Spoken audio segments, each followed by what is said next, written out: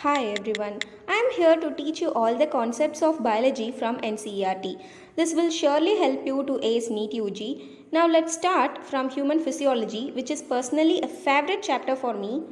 Now in human physiology, let's see about digestion and absorption. It will be better for you to understand if you follow my words with NCERT textbooks. So without any delay, let's start.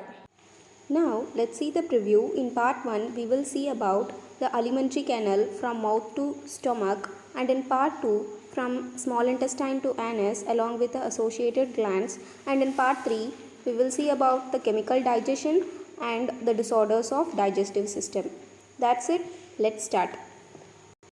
Before going to the chapter, we have to learn about this anatomist. His name is Alfonso Corti, and his lifetime is from 1822 to 1888.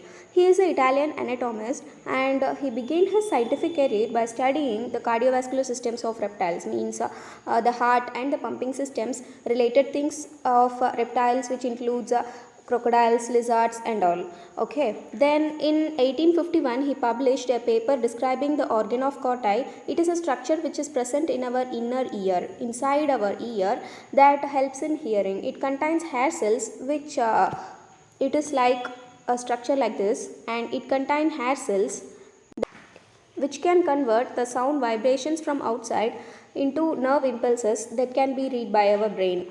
And you have to learn all these things because anything can be asked in NEET. So let's start the chapter digestion and absorption. Now let's have some basic intro. Food, we all need food. Food is the basic requirement of all living organism, that can be an insect or to crocodile, anything. And there are many different types of food, and many have different types of favorite food, and mine favorite is always chicken, and you can say your favorite in the comment section below. Now let's move ahead. Whatever food we eat, the basic components which are present in them are just CPF. It means carbohydrates, proteins, and fats. And some food contain vitamins and minerals also. That's also important for our body function. Even though the CPF are called as biomacromolecules. These are biomacros. Even though these are biomacros, they cannot be utilized as such in our body. They have to be broken to its simplest form. So the process of conversion of most complex food materials into simplest absorbable form is called as digestion. Note this in your NCERT textbook, it's very important. And then this process of digestion can be done by two methods, that is the mechanical digestion and then the biochemical digestion. First, mechanical digestion, in that we can include chewing of food in our mouth. That is a mechanical process. Then the churning movements done by our stomach during digestion. These are mechanical process. Then comes the biochemical method. In that we will see like carbohydrates are there. These are converted to its simplest form, that is the glucose. So this process we will study in this biochemical digestion, the enzyme which is required for this conversion, this chemical process of conversion, everything we will study in biochemical digestion. Our digestive system consists of only two things, that is the alimentary canal and the associated glands. So alimentary canal is a single tube that begins anteriorly, means in the front from mouth, and ends up posteriorly, means back through the anus. So it starts from mouth in the front and ends up in the anus in the back. So that is the alimentary canal, and the associated glands are the glands which are associated with this single tube. Okay, now have a look at this picture. Have a close look at this picture. You can see the mouth here. Yes. Now we are going to follow that single tube. Okay. First there is the mouth. Then we are following up, that gives the oral cavity, means it is the empty space which is present in our mouth where our tongue, teeth are placed. Then it is leading to the pharynx. Then follow the pipe. It is leading to the esophagus. Yes. Then follow the pipe, that forms the stomach. Then comes the duodenum. Then comes the jejunum. Then comes the ileum. Then follow that up, that forms the vermiform appendix. Then cecum. Then ascending colon. Then transverse colon. Then descending colon, sigmoid colon, rectum, and anus. So these things includes the alimentary canal. And what are the things we not noted are this parotid gland and the submaxillary sublingual glands, these are salivary glands, then the liver, gallbladder, then pancreas. All these things are comes under the associated glands. So that's all. That is the total digestive system, which includes only the alimentary canal and the associated glands. In the previous diagram, first we saw the mouth, and that mouth leads to the oral cavity where we can see two things, that is the tongue and the teeth. So first let's study about the teeth. Our human dentition can be described in three ways, like thecodont, diphyodont and heterodont. These are the terms used to describe our human dentition. Let me explain it. First is thecodont. Thecodont is, we can say it like, our teeth are there and these teeth are arranged in holes, in these holes. So you can see that in this diagram, these holes are called as sockets. So the arrangement of our teeth in these respective sockets is called as thecodont. Simple, that the way in which these teeth are arranged in these respective sockets is described as thecodont. Now let's move to the next thing. It is diphyodont. Di means actually it is two. Yeah, we all know.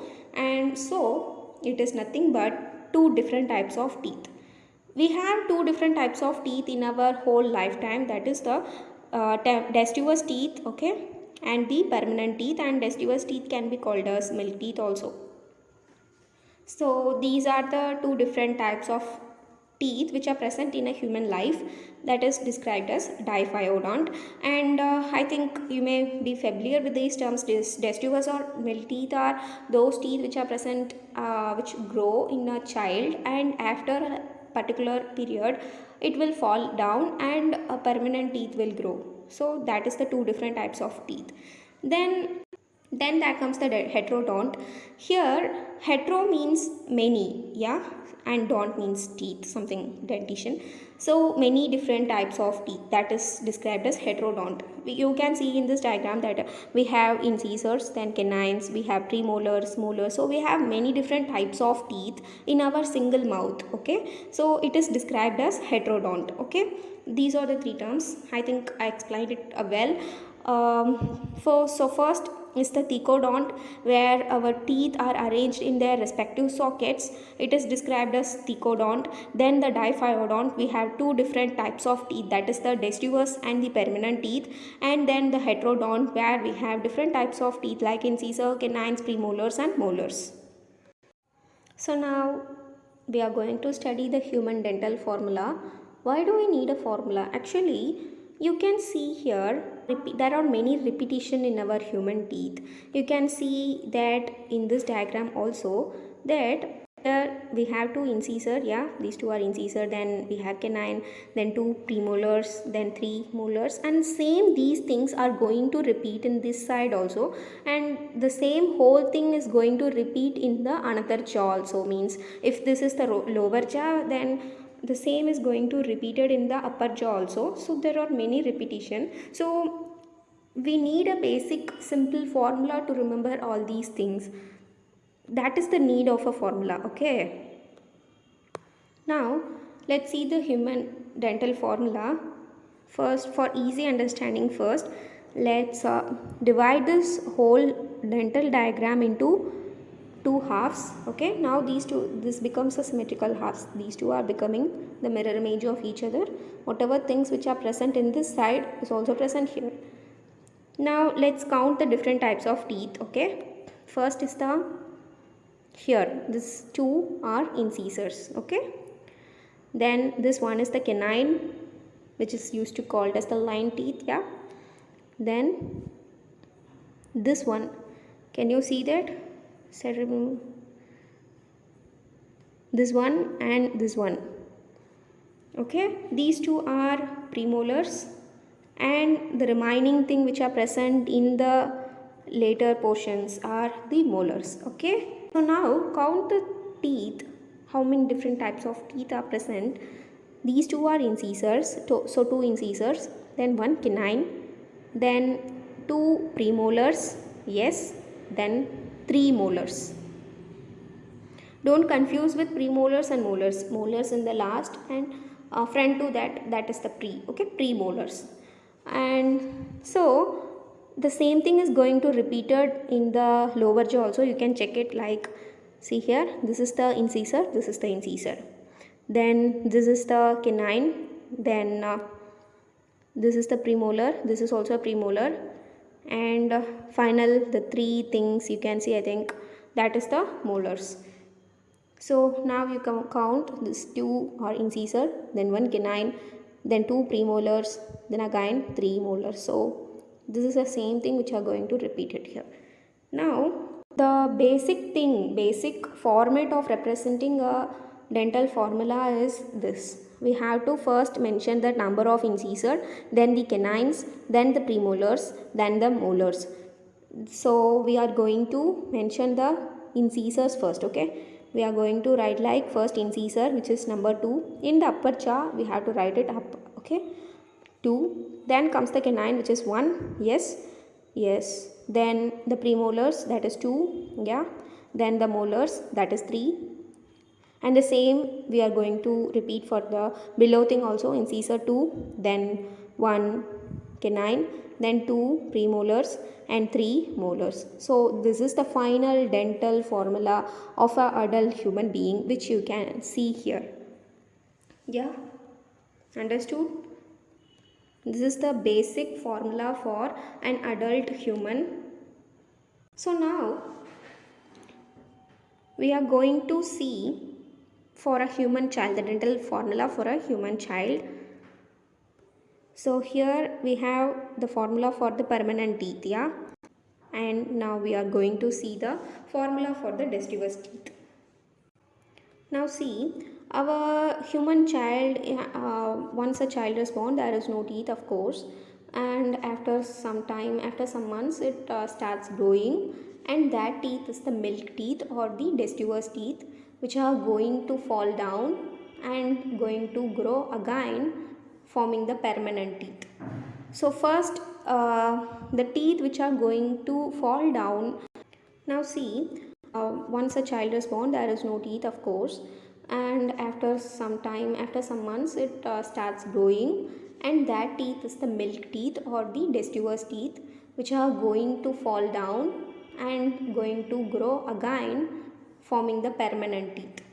So first the teeth which are going to fall down and going to grow up again, means it is going to done in 2 times. So these are the teeth which are going to grow twice in the lifetime, okay. At first they grow and they will fall and forms the permanent teeth. That formula is 2 incisors, yeah, first 2 incisors in the front, then 1 canine. The same thing is going to be here also, okay. First incisor, then canine, then the premolars, then the molars, okay. Same thing, so 1 canine, then see here, there is no premolars. No premolars will grow twice in the lifetime. There is only, and finally there is 2 molars, yeah. So actually in our human dental formula there are totally 3 molars, but only 2 molars will grow twice in the lifetime, okay. So remember this, there is no premolars for deciduous formula, and only 2 for molars in the deciduous formula. These 2 things you have to remember very carefully for a human child who are having a deciduous teeth, okay. Now we are going to see some interesting thing. Here we can see the dental formula of an adult human, and here you can see the dental formula of a human child who is having the deciduous teeth. Now there is an intermediate case between these 2 things, that is a human child who is before the age of 17. The reason behind this is our last molar. That last molar do not grow until the age 17. It used to grow up between the age of 17 to 21, okay. So before this age of 17 and after this deciduous teeth, okay, after getting some permanent teeth, we are having this dental formula. See this here, we are not denoting the last molar. It is same like this, okay. These 2 are same, but the last molar is not denoted, okay. So both the things are same totally.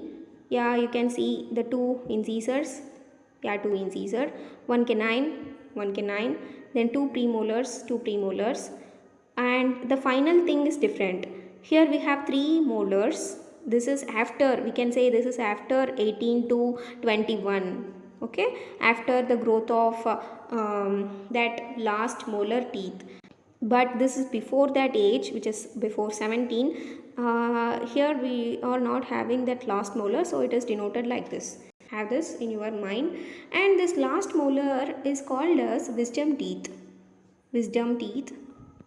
Why it is having this name is because it is used to grow up in the age between 18 to 21, means where our knowledge, means our wisdom is so matured to live a good life. Okay, we are so matured at this age, so it means that once the it is believed that, okay, it is, we cannot say it is means that, it is believed, historically believed that once the teeth erupted up between this age, we can say that people used to say that the wisdom to live, to have maturity had come up. So it is believed like that. Just have this interesting thing in your mind. Let's move ahead. So if you can understand till here, then don't hesitate to give a thumbs up and let me know. Now let's see some important points that must be in your mind before getting a question paper, neat question paper. So first you can see here the enamel. Yeah, this is the outermost part of the teeth.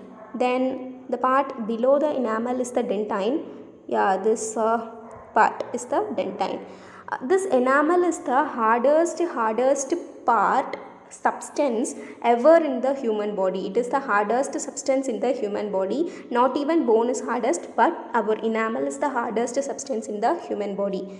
Then the thing you have to remember is then the cells which are forming or which are secreting this enamel is called as amyloblast, and the thing which is helping in forming this dentine part is odontoblast. Remember this, it's very important and so confusing, so you must write all these things in your NCERT textbook in the space. Okay, you must have all these things in your mind before getting the question paper. Now let's study about tongue. It is a freely movable muscular organ and we use it to speak, sing and do many things. And now our tongue, if this is our tongue, okay, we have teeth here and also below and here also. Okay, can you remember, can you imagine this? Okay, if our tongue is like this, we have a structure somewhat like a double lobed structure. You can feel that with your tongue itself. In the front below the tongue there is a structure, and that structure helps the tongue in attaching to the floor of the oral cavity. Okay, for this attachment we need this structure that is called as frenulum. Okay, this structure is frenulum that helps in attaching the tongue to the floor of the oral cavity. Understand? Then our tongue has many small projections in the upper surface, and those are called as papillae. Okay, if the tongue is like this, we have many small projections, that is the papillae. And we have 4 different types of papillae. Those are here, yeah, and there are, you can see this, let me draw here. In the back side of the tongue, there is somewhat a V-shaped arrangement of papillae, and this papillae is the circumvalvate papillae. You can remember it with this V. Okay, it is somewhat a V-shaped arrangement, so it is a circumvalvate papillae, and this foliate papillae is somewhat in the sides of the tongue, and foliate, of course, it is somewhat leaf-like structures. And then this fungiform and filiform papillae are something which is present here in the top. Then except this filiform papillae which is present here, except some okay, not everything, except that all the other things in other papillae which are present in the tongue have taste buds, okay, which there are many different types of taste buds, yeah, for sweet, bitter, salty and all we know, yeah. So we are done with the teeth and tongue which are present in the oral cavity. After that the pipe leads to the pharynx. You can see here, yeah, this is the pharynx. So pharynx, it is the common passage for food and air. Why we are saying this is the air coming from the nose will enter, pass through the pharynx and enters this windpipe which is the trachea in the front, and the food we eat comes and enter the food pipe or esophagus in the back, okay. So both the things, food and air, which are going into its respective pathways are passing through this path, that is the pharynx. So we are saying like pharynx is the common passage for food and air, and in the front of the pharynx there is, we can have the pharynx, we can have in the front there is the windpipe, and in the back we have the food pipe. This windpipe is trachea and this food pipe is called as esophagus, okay. Done. Now let's see the trachea. Trachea, it is also called as windpipe because it is the pipe where the wind passes through and enters the lungs, where gaseous exchange and all takes place. Later we will study about that. Now we will study some basic things of trachea. Yeah, first see here, this is trachea. Yes, in trachea, this opening part, this is the opening of trachea, where the trachea starts. That opening of trachea is named as glottis, okay, glottis. After that, first you know, this is this yellowed part, yeah, that part is the oral cavity where you will chew the food, okay. After chewing you will swallow it. After swallowing it will pass through the pharynx. First it will enter the pharynx. From the oral cavity it will enter the pharynx. Once it reaches the pharynx, there are two chances. It may enter this pipe or it may enter this pipe, okay. But this entry, actually it is food, so food has to pass through this food pipe only, okay. But there is a chance of entry of that food into this windpipe, as it is the common passage. Pharynx is the common passage for both. So to prevent this entry, why we have to prevent the entry of food into the windpipe? It may get choked, yeah, right. It may get choked in the trachea, then we can't breathe. That is a problem, yes. So to prevent that, we have to prevent this entry of food into this trachea.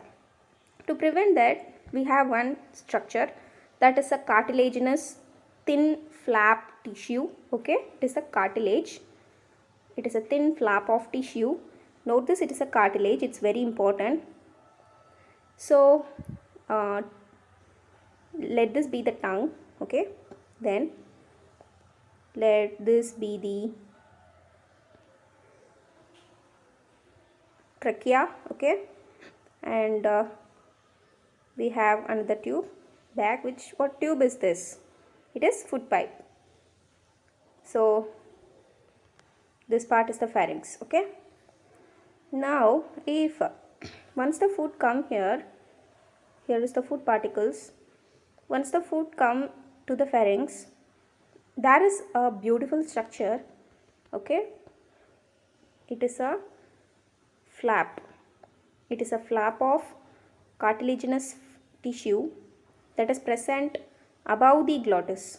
So it is called as epiglottis, okay. Glottis is the opening of trachea and above a structure is there, so it is called as epiglottis. So this epiglottis acts like a cap and it prevents the entry of food into this trachea, okay. So it prevents that entry, and all the food particles will fall on that and will enter in this esophagus, that is the food pipe, okay. That's it. So you must now be clear with this term glottis and epiglottis. Now let's see about the esophagus, which is the food pipe. Our food pipe is a very thin long tube. You may see here, it is a very thin long tube, and this long tube will pass through three different regions. First is it passes through the neck, okay.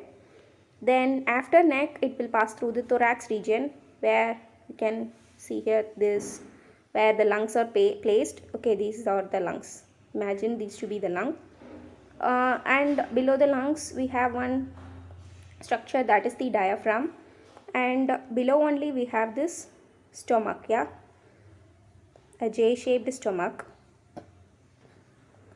And so after passing through this thorax region, this esophagus will pass through this diaphragm and finally it will enter the stomach. That's it, okay. So our esophagus is passing through the neck, then the thorax region, and then the diaphragm region, and it is joining the stomach. That's it, okay.